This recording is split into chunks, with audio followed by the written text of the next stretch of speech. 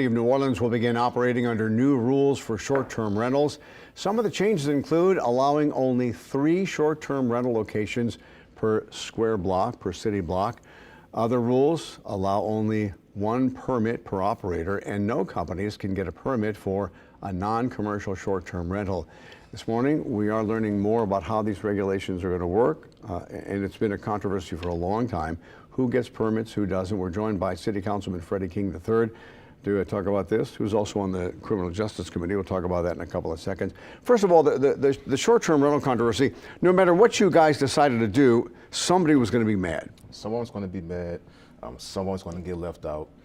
But I think the best thing to do is try to find that middle ground to make it as fair as possible for everyone involved. Do you feel like you found the middle ground? Because a lot of people say, no, you have not. Well, I believe the council as a whole has found that middle ground. Talking to a lot of residents, I believe that we found that middle ground. You know, I talk to individuals who say, if I'm not able to legally rent out my spare bedroom, or if I can't legally rent out the other side of my double, then I'm displaced and I had to leave. And who's looking out for me? I've talked to individuals who are service workers in Treme who rely on that extra income just to survive in a city where mortgage rates are higher, insurance rates are higher, everything is higher, a gallon of milk is higher.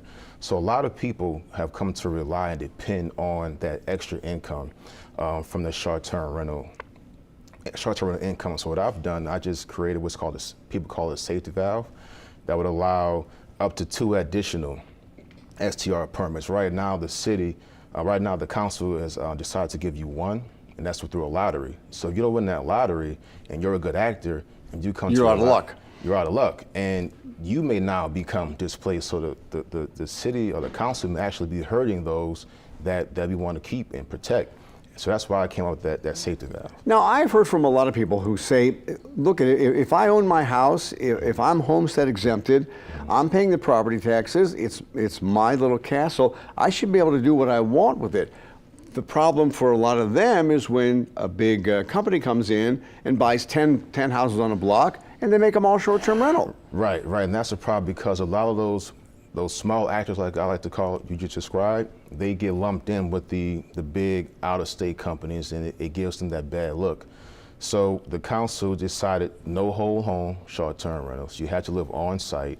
LLC can't own it, and I believe that will separate the big actors from the truly small mom and pops who rely on this to survive. However, if a couple of people on the same block want to do that, they've got to go through the lottery. You go through the lottery, it's 1 per square block, so basically one STR every 4 blocks. What I've asked is to allow it to be up to 3. Now the thing is, I think people are losing sight of this. You have to appeal to the City Planning Commission, to their board. You also have to get input from your neighbors within 100 feet of your STR.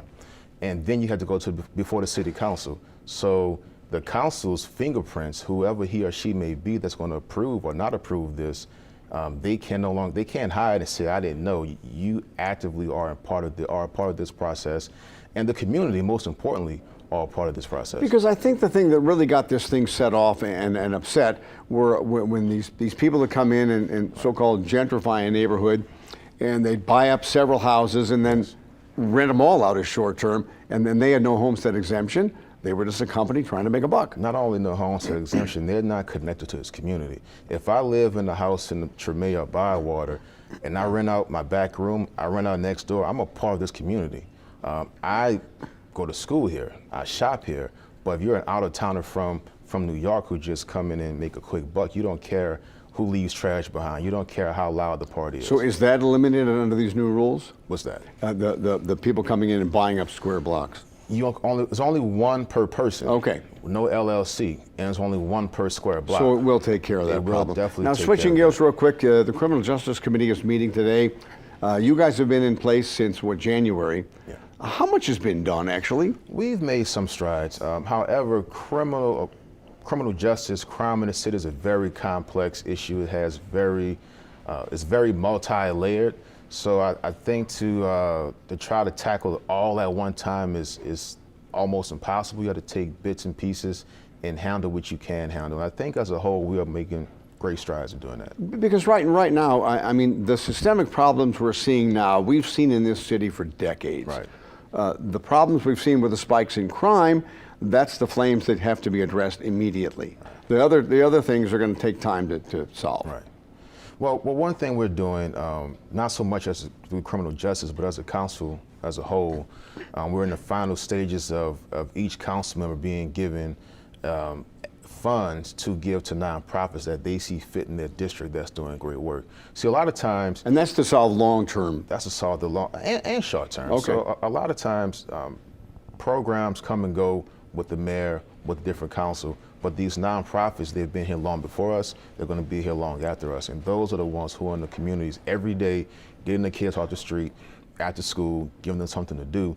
So what we've done, or we're planning on doing, is giving each council member the discretionary funds to fund those individual programs, and hopefully Nonprofits you hope will help. nonprofits. There are some, for instance, just off the top of my head, I know there's a couple in District C, one in Algiers, Heroes of New Orleans. They do Yeah. a great job.